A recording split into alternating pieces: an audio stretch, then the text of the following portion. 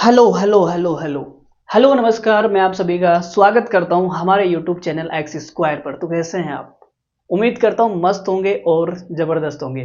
तो चलिए शुरू करते हैं। एक छोटा सा सवाल आपके सामने स्क्रीन पर है और ये सवाल इस किताब का है। सर की बहुत ही अच्छी किताब है, बहुत ही अल्टीमेट किताब है। अगर आपने नहीं खरीदी है तो खरीद लीजिए और इसको पूरी कंप्लीट कर दीजिए, ठीक है। इसी किताब का ट्राइंगल चैप्टर का सवाल नंबर 87 है। उसमें सर ने गलती से आंसर अलग टिक कर दिया और कुछ नहीं है, ठीक है। किताब में भी गलत दे रखा है ऑप्शन। वीडियो सॉल्यूशन सर ने जो कराया उसमें भी सर ने गलती से सी आंसर टिक कर दिया जबकि आंसर बी होता, ठीक है। आइए हम बात करते हैं सवाल के ऊपर, सवाल सोल्व कर लेते हैं। देखो क्या है सवाल के अंदर। ये सवाल करने से पहले आपको दो बातें आनी चाहिए। पहली बात तो ये, दुनिया का कोई भी त्रिभुज आपके सामने है और उसकी भुजाएं हैं ए बी सी, तो त्रिभुज की तीनों भुजाओं में से किसी भी एक भुजा को आप उठा लो और ये जो एक भुजा है अन्य दो भुजाओं के योग से छोटी होगी और उनके अंतर से बड़ी होगी। इतनी बात आपको पता होनी चाहिए, ठीक है। दूसरी बात ये, यहां पे अधिक कोण त्रिभुज है, तो अधिक कोण बनाने के लिए त्रिभुज की जो सबसे बड़ी भुजा है, मान लेते हैं सी सबसे बड़ी भुजा है, तो सबसे बड़ी भुजा का स्क्वायर बड़ा होगा अन्य दो भुजाओं के स्क्वायर के सम के, ठीक है। चलो अब सवाल करते हैं। देखो जी भाई, सवाल आपके सामने है। मजा आएगा सवाल करके, जबरदस्त और अल्टीमेट सवाल है। मजा नहीं आया तो पैसे वापस। देखो भाई, तो हमने कहा भाई एक्स वाई कितना है, एक्स वाई है 4। अगर एक्स वाई 4 है तो मैं बोल सकता हूं या तो ये 1 × 4 होगा या फिर ये 2 × 2 होगा, ठीक है। तो मैंने भाई पहला केस उठा लिया 1 × 4। तो मैंने भाई पहला केस उठाया 1 × 4, ठीक है। तो आपने कहा ठीक है गुरुजी कोई दिक्कत नहीं है। तो हमने क्या पढ़ा था कि जो भी त्रिभुज की तीसरी भुजा है वो अन्य दो भुजाओं के योग से छोटी होती है और उनके अंतर से क्या होती है, बड़ी होती है। तो यहां आप देख सकते हो कि जो जेड का मान है वो 3 और 5 के बीच में आएगा। तो जेड का मान कितना आ गया भाई, 4 आ गया। यहां पे बोला है ना पूर्णांक है, इंटीजर वैल्यू है, इंटीजर वैल्यू है तो कितना आएगा जेड का मान 4। 3 और 5 के बीच में एक ही इंटीजर वैल्यू होती है और वो होती है 4, ठीक है। तो भाई जेड का मान 4 आ गया। अब हमें अधिक कोण त्रिभुज बनाना है, तो अधिक कोण त्रिभुज की प्रॉपर्टी क्या होती है, सबसे बड़ी भुजा का स्क्वायर।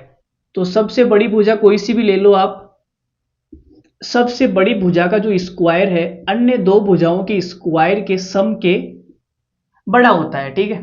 सम से क्या होता है, बड़ा होता है। तो ये तो बड़ा नहीं होगा,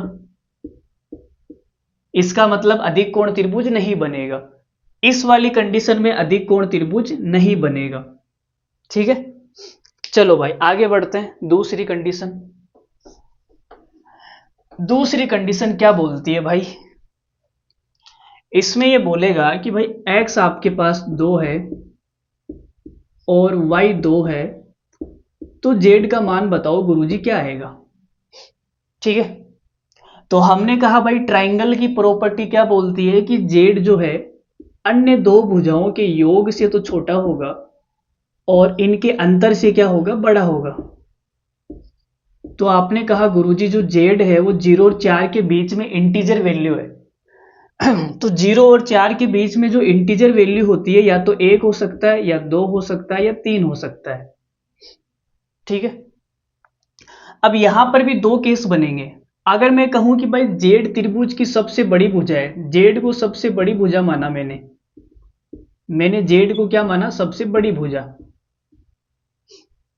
तो आपने कहा सर जो अधिक कोण त्रिभुज की प्रॉपर्टी है वो क्या होती है, सबसे बड़ी भुजा का स्क्वायर अन्य दो भुजाओं के स्क्वायर से क्या होता है, बड़ा होता है।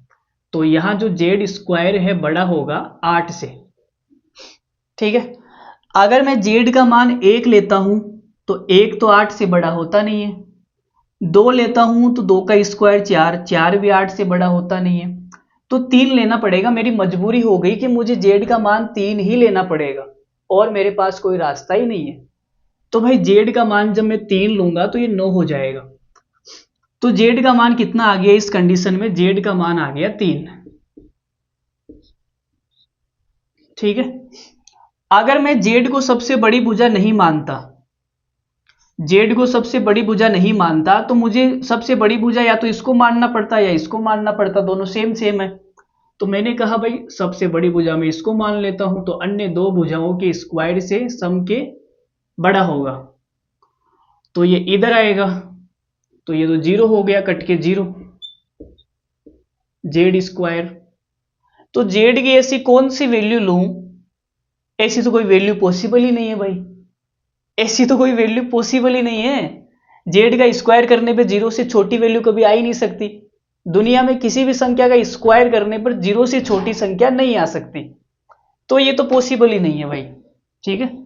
तो जेड का मान, एक ऑप्शन आ गया 3, जेड का मान 3 आ गया। सवाल में हमसे ये पूछा है कि जेड का मान कितना है। जेड का मान कितना है भाई? 3 है जेड का मान, ऑप्शन नंबर बी। अगर हमसे सवाल में ये पूछा होता कि जेड के संभावित मान कितने हैं, तो फिर आंसर हो जाता सी। और सर ने यही बोला था कि जेड के संभावित मान कितने हैं, तो आंसर लगा दिया सर ने सी। वो गलती से लगा दिया, सर ने ध्यान नहीं दिया और आंसर सी लगा दिया। ठीक है। जबकि आंसर क्या होता है इसका? आंसर होता बी। ठीक है। तो किताब में भी आप सही कर लेना, आंसर होगा बी। ठीक है। जेड का मान 3 आएगा। अगर सवाल में ये पूछा होता कि जेड के संभावित मान, तो आंसर हो जाता सी। ठीक है। तो सॉल्यूशन कैसा लगा और समझ में आया नहीं आया, कमेंट करके बता देना। सर ने जो सॉल्यूशन कराया वो मैं नीचे कमेंट में पिन कर दूंगा, आप वो भी देख सकते हैं। बाकी मिलते हैं अगली वीडियो में, तब तक के लिए धन्यवाद। Thank you very much.